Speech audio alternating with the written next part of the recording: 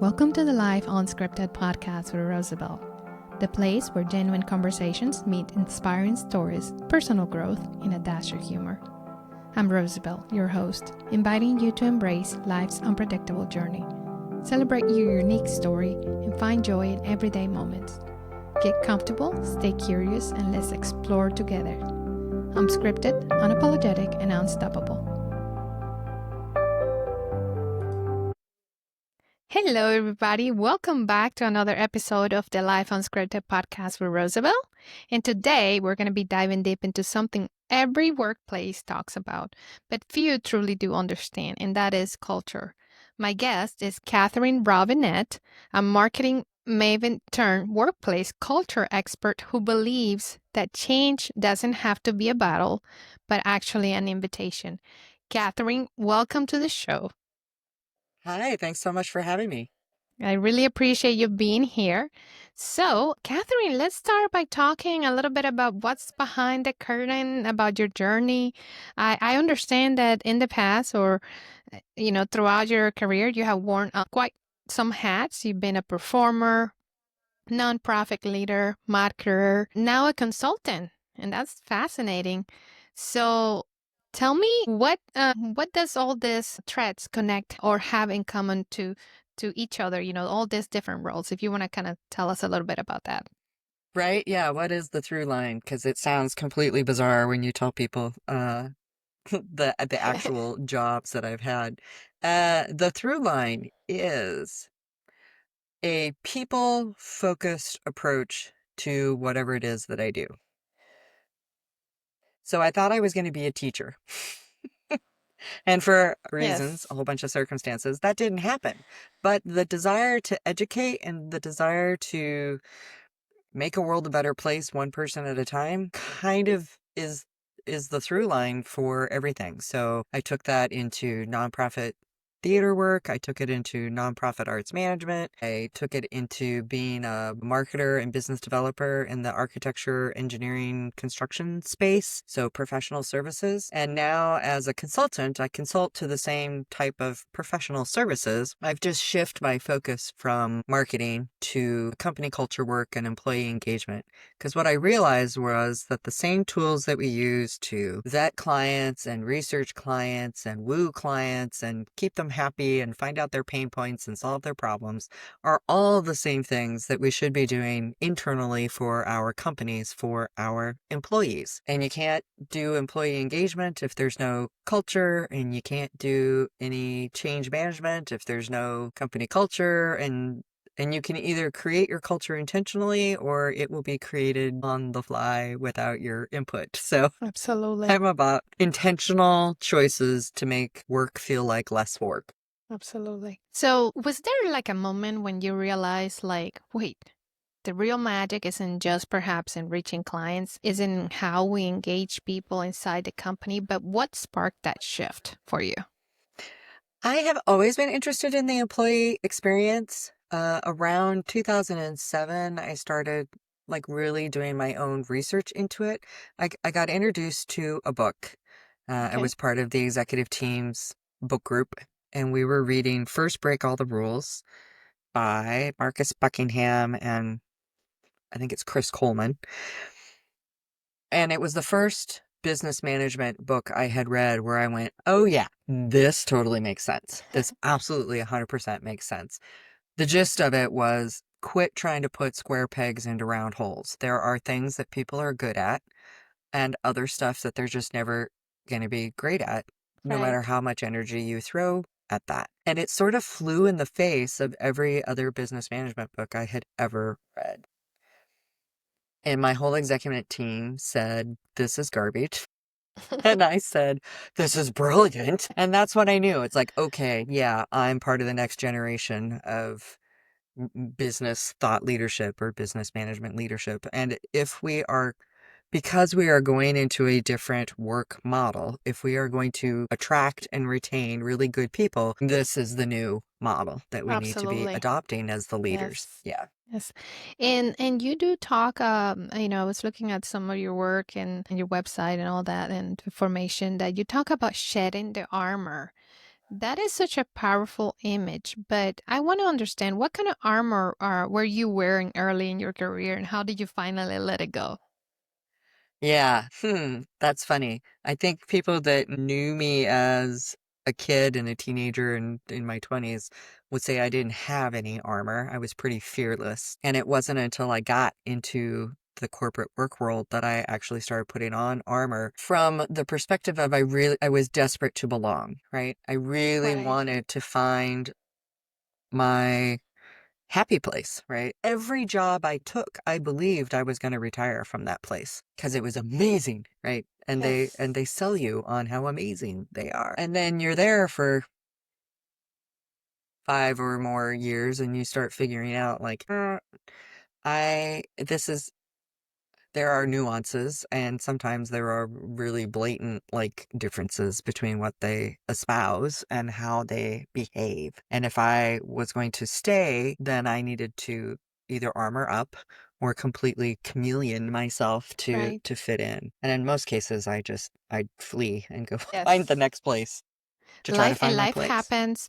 And then now that you mentioned that, if you think about it, isn't that what most of us employees want to feel like? Do we want to feel that sense? That's a big theme, you know. We want to have that sense of belonging because it brings us closer. I mean, after all, we spend more time at work for those of us who work than we even spend with our families, you know? So that's That's just correct. Yeah. like It's in unbelievable. competition with sleep. We either work or Exactly. we sleep, and everything else is, I mean, it's not even a close third. It's like way back there in terms of Yeah. hours of of the pie of the day. And Yeah, so why wouldn't you want it to be wonderful? exactly. When you were saying about, that's what I think about my current job right now. That is the one I want to retire from. But again, you never Right? know. Yeah, You never you know. never know. Exactly. One So, leadership shift, and then you're like, maybe not. well, to mention that, you also mentioned that the husband or having a family. My husband now, for example, he's thinking about doing something with his career. And he said, well, if I think I'm going to go that way, we might need to move like 2 hours away. And I'm like thinking like, no, no, I just find the perfect job. Anyways, we'll see.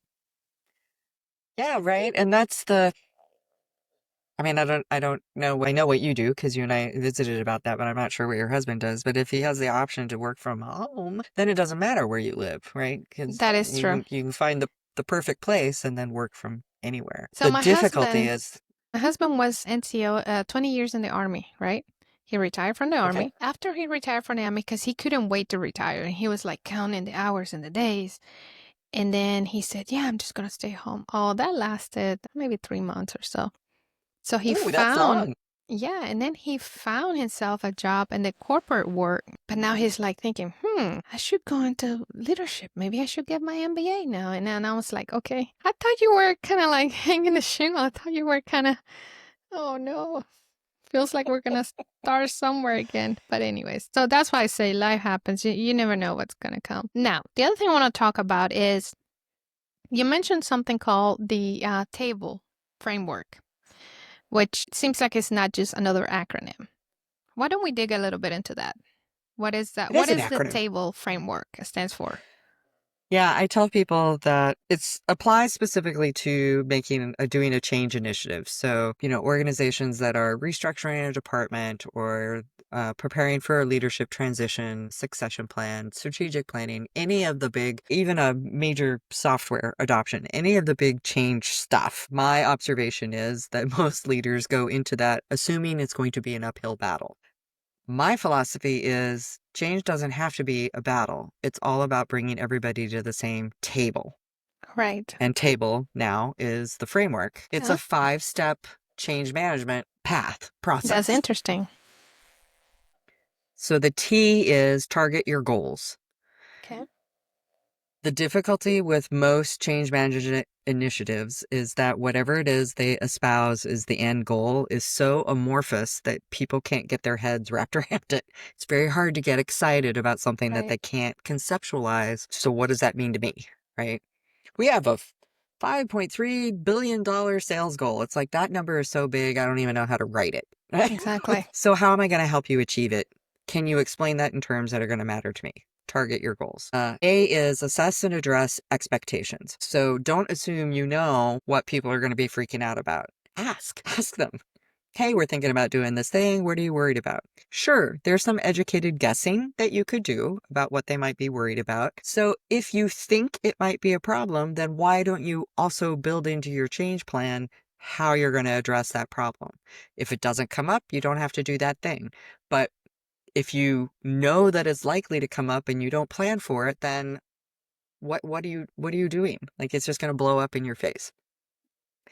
B is build simplicity. So if you think about change adoption as a bell curve, you want to try to hit the majority of the staff. So what do they need to know to be able to adopt whatever it is easily? And don't bog them down with the rest of the stuff. Sure, you're going to have some people who are, I call them early adopters, and they're going to want to know all the things and they want to Right. be experts at it. But the majority of your staff will be the middle of that bell curve, and they don't want to know, they don't need to know. So what do they absolutely have to know to make it easy? The example I give is like time cards, right? If you're changing time card software programs, what is exactly the same that's not changing? Highlight that Right. so that people understand your experience is going to be almost identical to what you're accustomed to. Sweet, I can change. That's easy. All is lean into trust acts. Acts being another acronym, but essentially it's there are 3 layers of information that every employee wants to know. They want to know who's in charge, who's making these decisions, how are the decisions being made. They want to know, how can I weigh in or contribute to this process, and tell me the truth.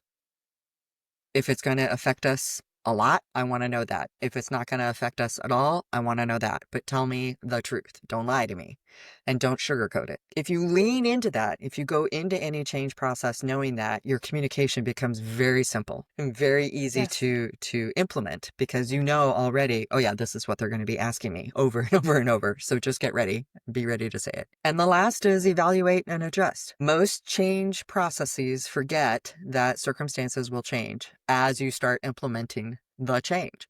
Right. So you need to build in times where you actually pause and evaluate. Is this working? Is this having the effect we think it's going to have? So that you can make micro adjustments instead of going, well, that didn't work at all, Right. and having to start over. Don't do that. And then when people hear the word change, they're like, ugh. What? Yeah. Yeah. Why do you think that is? I mean, especially in the workplace. Yeah. So, I mean, there's been all kinds of studies on change resistance and overcoming resistance. There are a couple of things that are very unique to the American corporate environment. One is leadership is usually very far removed from the experience of the average worker in the company. They have far more information about why something is happening and what was all of the circumstances that led up to the moment of, okay, now we need to make this change, than the average worker. And so when leadership says, okay, now we're ready to make this change, for most workers, it's like, where did that come from? That came completely out of nowhere. They have no idea that there's been all of this background stuff going on and Right. conversations and whatever. So they're when you announce the change, they're having a shock reaction instead of, oh, yeah, that makes sense, Right. because they don't have Exactly. the information. So there's that piece. There's also, we're changing all the time. If it's not AI, if it's not a leadership transition, if it's not a new piece of software, like, there is something going on in your organization all the time. So you bump up against change fatigue, which is Yes. very real. It's like decision-making fatigue. Right. And as a parent, you know what I'm talking about. When you have to make Yes. all the choices, all you really want is for somebody to just say, can we have pizza tonight? Yes. So that you don't have to choose what the meal is. Like, I'll make pizza. Yeah. And I just don't want to choose. the hardest thing sometimes is you haven't finished adapting to one thing that changed when another change is coming in. And you're like, okay, wait a Yes. minute. I didn't know. And, or perhaps just when you thought you got comfortable on this, now we're like, and it's just a constant. And then to top it up, like you say, AI, technology, the world is just going so, so fast. Yep. And then I think the last piece is leaders are, in general, poor at connecting the dots between what is the benefit of this change for the average worker? Yes. What is going to be better, different, or beneficial to you? Not necessarily to the bottom line, because most Right. employees don't care. What they want to know is, how is this making my experience, my day to day life better? If you can't articulate that to me, I'm going to have a hard time getting excited about doing this, Right. especially if it's going to be a hard shift. Right. Now, do you think there are ways to kind of like slowly ease up something into I'm sure I'm just imagining here because I'm not a leadership, but there's a way to kind of like slowly, and also like you say, like some type of experience when you actually bring the employee like be part of the whole, perhaps a little bit of planning, so that way they know a little bit of what's going on. I Yeah, mean 100%. that is definitely. What I mean, so describe to me, I'm sure changes happen in your work environment all the time. What's the typical experience from your perspective? You Wow. know that something is coming? It depends. Let me tell you, it is so interesting because let me. So we work among different people. It's like there's a mix, right? For example, in my case, I'm a nurse practitioner, right? So I'm clinical. And right next to me, there's somebody who, yeah, we work along each other, but they are doing something a little bit different. They might be clerical. Mhm. So, it's kind of like we do things, perhaps we're working towards the same goal, but in little different ways. So the way my experience change, it might be different than the way the people they do experience change. Now, for me, for example, is like you say, the whole AI situation, which by the way, I can't wait for this new system. For example, we're waiting for I am waiting because recently they were piloting a new program that will be like a dictation device where we listening to all our conversations. We'll be able, so I'm looking forward to it. I have not had the chance to try it, but I signed up for it. I know other practitioners already have, and again, they already have their own ideas of, okay, we like it, we don't like it. Me, I'm like, whatever, just give me something so I can free up my hands from all this tickety tickety typing. And Yep. so, Yep. and then I will worry about whether it works. Just give me something. So that's kind of like Right. where I am. But you're right.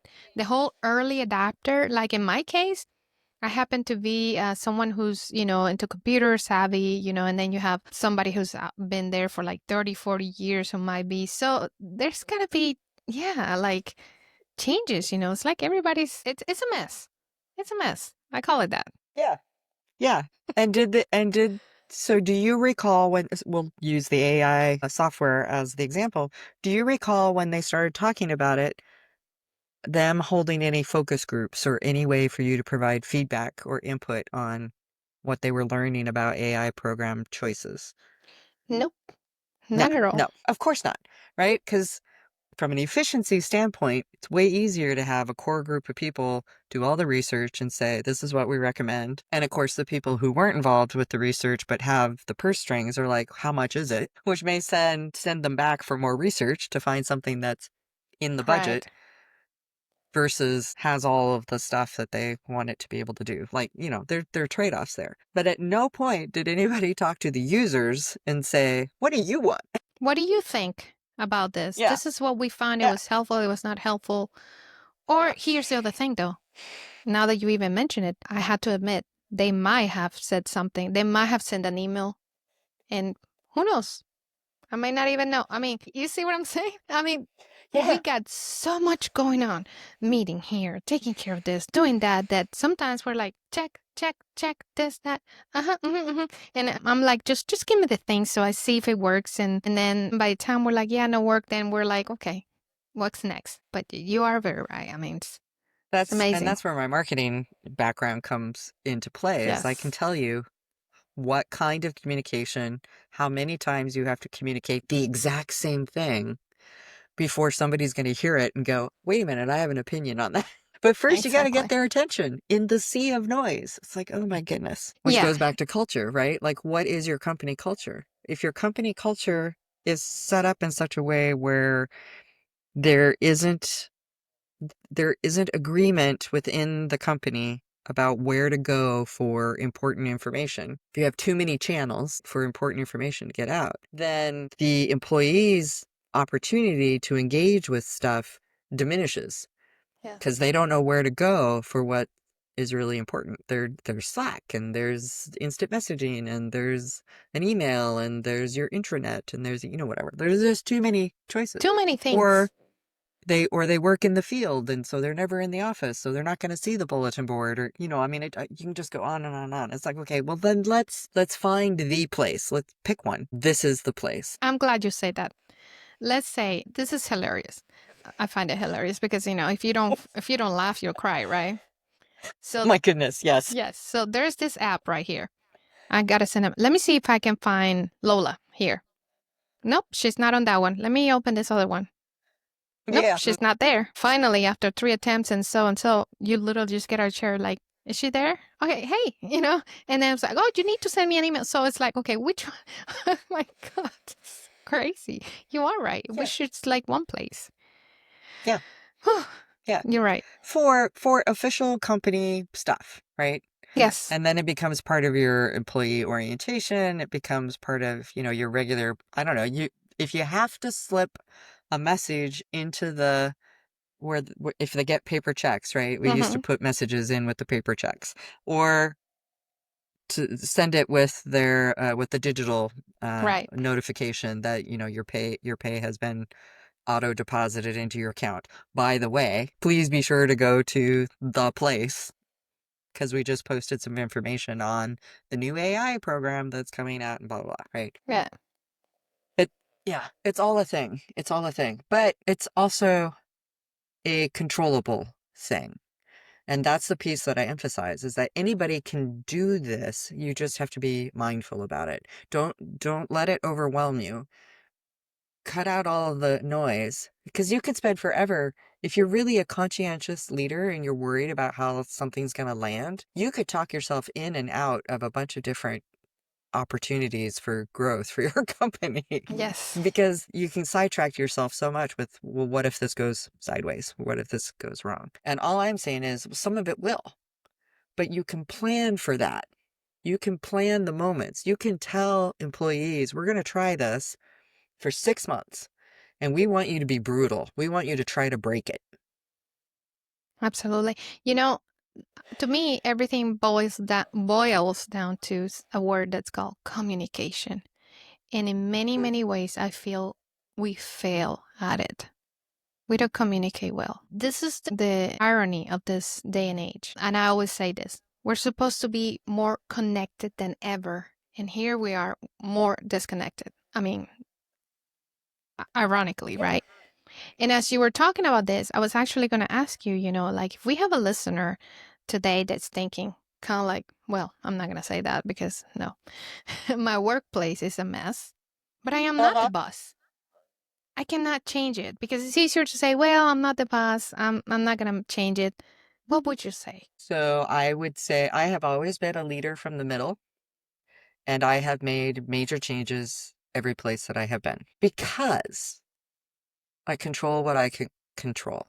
Right. So if I were a team lead, I would start with my team and say, here's the culture we're going to have. This is what we're going to do, whatever. And you can start small, right? Hey, let's all meet on Mondays and do a workload balancing meeting and talk about what everybody can project they might be working on this week and where they think they might need help and blah, blah, blah. Five people on the team. When those 5 people start having some success and feel like that their work is in balance and they can take the time off that they need to take, and the team covers for them and whatever, when they're working really well and enjoying that process, other teams are going to go, what are they doing? Why is that working? How come they're laughing so much? Yes. Right?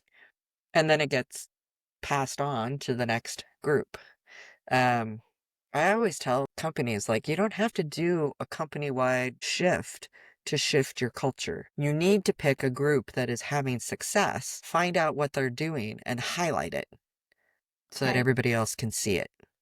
I find that's true, like in life, like it's small changes that lead to big, so small leaps. Yeah. We don't want to try to target everything at once because then we're like lost in the sea of everything, right?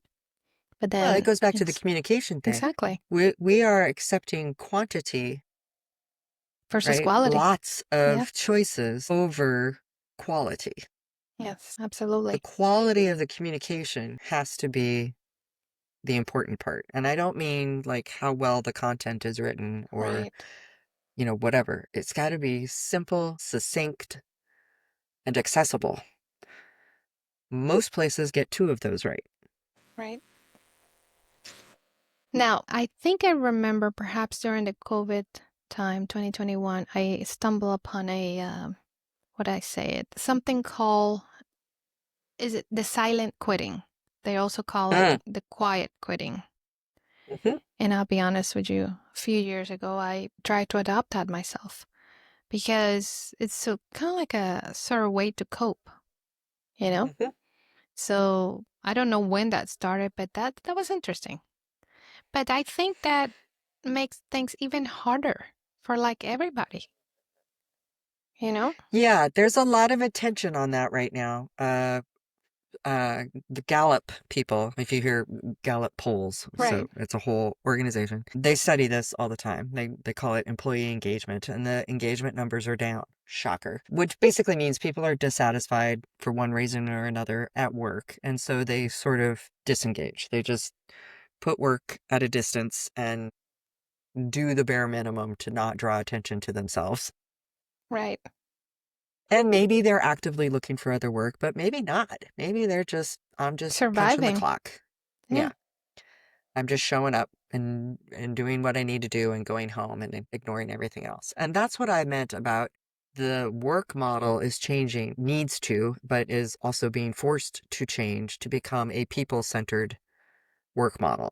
It can't right, be a company centered work model. Almost all of our businesses are set up on the Industrial Revolution concept of a business, which is the employees are cogs in the machine that produce either the thing or the service or the thought leadership right, on behalf of the company. That's not true anymore. Employees don't want that. Employees want to have their own individual identity and they want to be there for a cause, for right. a purpose that is bigger and higher than themselves. It gets back to the belonging piece.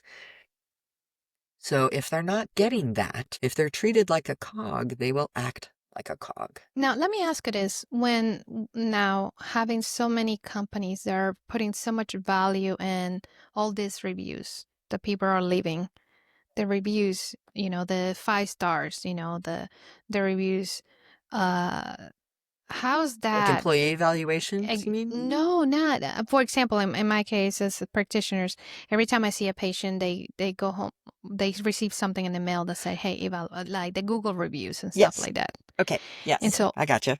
all these reviews, and then you're supposed to perform. Luckily, yeah, in my case, I mean, I don't know. I don't know how to put it out there. In my workplace, they pay attention to those, but that's not the main thing, because Sure.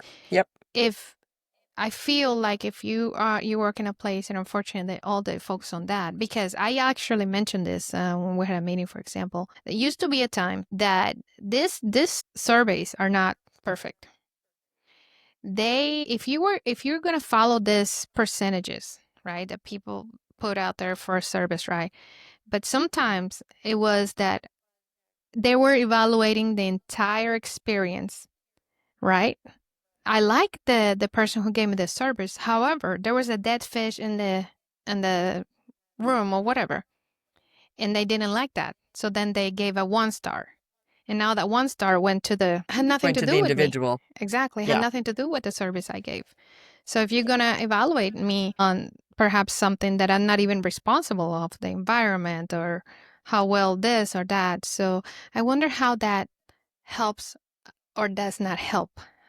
Yeah. So, and that's a marketing thing. What's become popular on the professional service provider side are things called client experience mapping, Right. where you're basically following a client through their entire experience with the organization, with the professional service. So, from the moment that they make their appointment to, the moment they pay their bills. Right. And you're doing mini surveys at each of those points so that you can individually identify, okay, where's the bottleneck or where's the difficulty from the client's perspective in the process. So it's less about who they're interacting with, but their actual journey. Right. So yes, you would still get the information about the fish in the room, but the reflection isn't on you Right. necessarily. It's on my experience during this phase of my journey was X. This is how I Okay. felt about it. This Right. is what was great. This is what was not so great. And it's like, well, that's much easier to just zero in on that moment in time and fix the one thing, the fish, and then the whole score will go up Right. because the whole experience for that person is the same. In their mind, the dead fish in the room and how amazing you were the same moment in time. Absolutely. Yeah. It makes sense. Again, as long as it's a fair evaluation in a way. It doesn't affect. I was It always is wondering. as long as the organization understands that it's the employee's perspective. There is no difference between the environmental factors and the individual and the person that they're working with. So the company has to weigh those comments differently. Absolutely. Let me ask you. So again, talking bad about this, the whole table, which it, bringing people to the table. In your case, so how do you help people? Like, let's say we have a toxic cultures because they do exist. How do you help them to reclaim their voice? You did mention something about that, talking about it. How would be a way to help You mean them? like an individual that's not a leader that wants to try to shift the culture or Right. So you know how you said that, let's bring people to the table instead of going to battle, but unfortunately, some workplaces are literally battlegrounds. So how do you help those people in those toxic cultures to like reclaim their voice and again, so instead of going the opposite, like the silent quitting or kind of like in there, how do we bring them to like, hey, let's talk about it? Because that's a big thing. Somebody has to make the decision to go to the table. yeah, that's right. And depending on mm, let's see, how do It's I it's want a to word little this? There is only so much that an individual can change about an entire organization. They And this is what I meant about control what you can control. If your immediate environment can be affected by you, do that first. Because once you know what it's like when you go to the park and it's filthy. right. And yet one individual can walk around with a garbage bag and clean up most of it, and everybody benefits and feels better. That's what I mean. Those kinds of changes where one individual starts cleaning up their portion of the park, their department or their team, and says, okay, I know leadership says X, and we're going to follow the letter of X, but the way we're going to do it is going to be Y, and it's going to feel better, and we're going to be happier because we're doing Y. That's what we're doing. And I will go to bat for you all. I'm the manager. I will take the heat if somebody comes after us, but I'm guessing nobody's going to come after us because they're getting what they want, which is whatever metric. We're just doing it our way. Right. 9 times out of 10, companies, 9 times are after a particular result, and they don't really care how you get it. That's the target your goal thing, Yeah, right? makes sense. If they care how you get there, they would be explaining it better. They would be giving you the support that you need to deliver it Right. a particular way. And most places don't. So why not do it a way that works better for you and your team? Start there Right. and make your little corner of the universe better. I know If exactly there's what you're talking. Yeah. abusive situation or a, belligerent situation and it's, something who usually a particular person who is toxic, you can't fix that. You can't make them change. They're going to be what they are.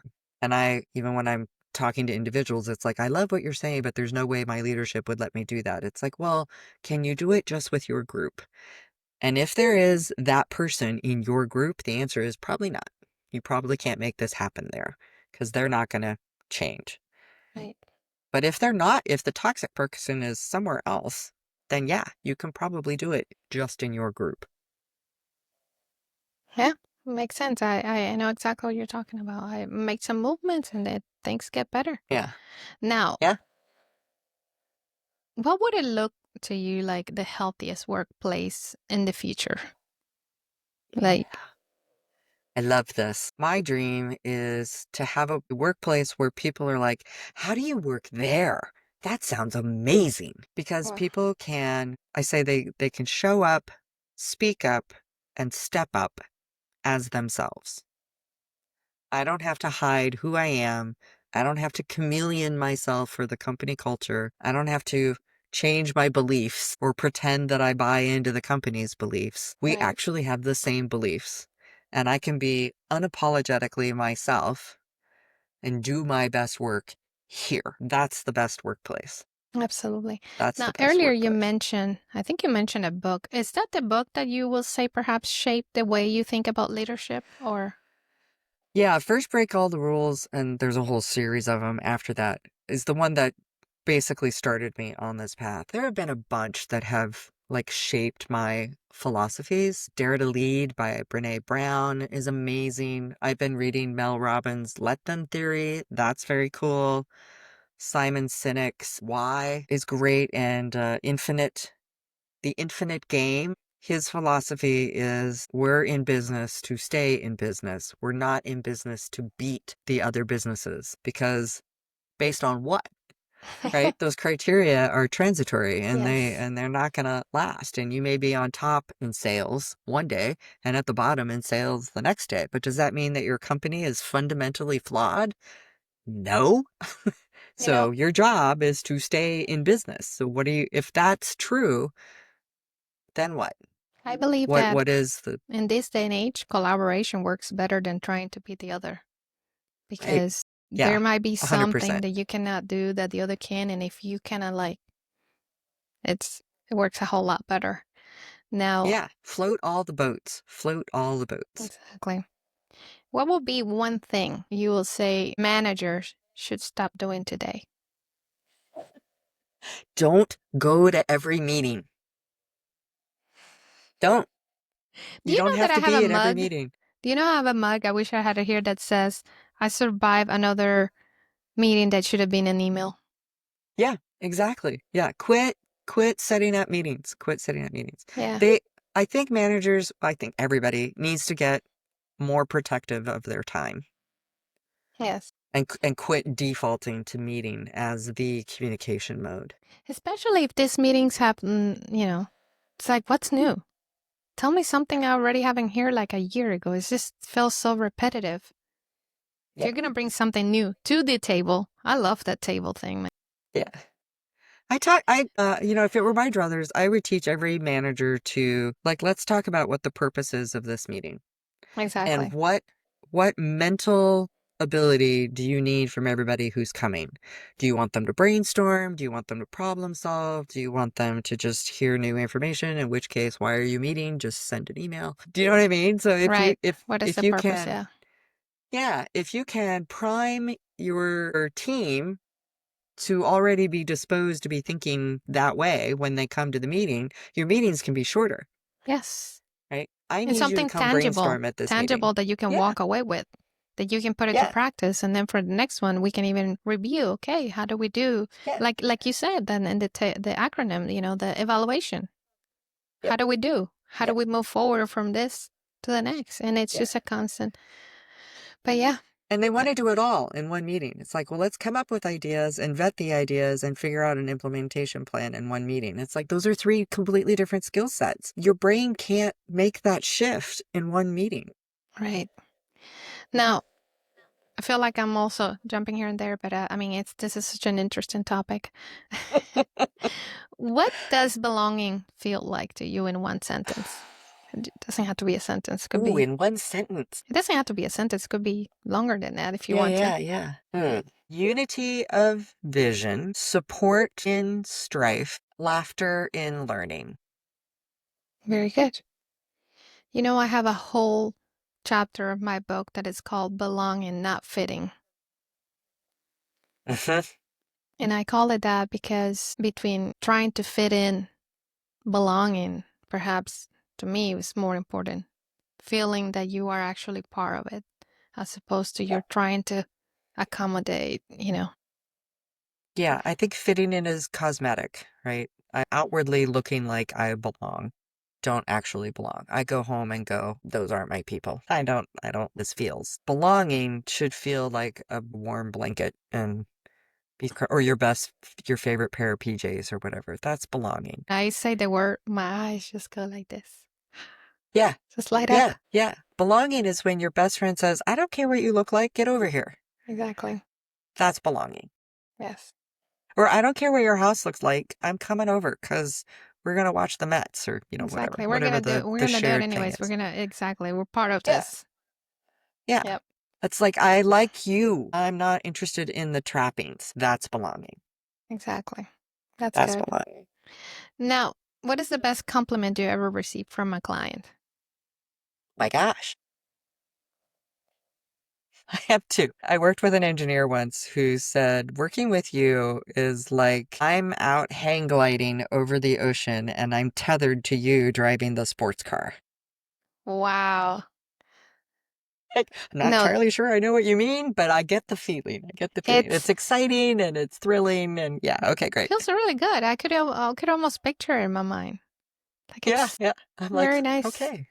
I Well, would never be out there hang gliding. That would terrify me. And I'm not sure I'd ever drive a sports car. That would exactly. terrify me. I picture the sport car driving. It's pretty cool, huh? And I Wow. think the other compliment that I received was, wow, I never would have thought of this. Yeah, Wow. that's why you get an outside voice. Yep. Because I'll see things, anybody will see things differently because they're not in it. You can't see the forest, you're in it. I can still see the forest. Catherine, thank you so much for being so open and insightful. I want to know where can folks connect with you or bring you into help their teams set the table. How about that? Yeah, I would love that. I would love to come help them set the table. You can find me on LinkedIn. I am Katherine-Robinette speaker, or you can go to my website, Keystone and Raven. Absolutely. And I was in your website and I found that it's full of free tools and quite some pieces in there that Yeah, there's a bunch of resources in there. My favorite is the 10 questions to clarify your goals. It takes 20 minutes and it helps you develop that tangible. What is that tangible goal? What are we really trying to achieve here? anything I didn't ask you, anything that you want to tell our audience before we go? I am actually doing a free webinar at the end of April. I don't know when this is airing, but at the end of April, on April 30th, I'm doing a webinar for leaders at any level Okay. to have 5 changes they could make tomorrow to get stuff done. Very good. And it's Very all good. about that time management piece that we're just talking about. Perfect. Well, to our listeners, you heard it here. I always say free speech isn't free, and neither is change. But with the right people at the table, it is possible. That is so true. Oh, it's beautiful. I'm going to take that now. Thank you for joining me on the Life Unscripted podcast. Until next time, stay curious, keep showing up, and don't forget to connect with our wonderful guest for today, Katherine Robinette. Thank you. Thank you.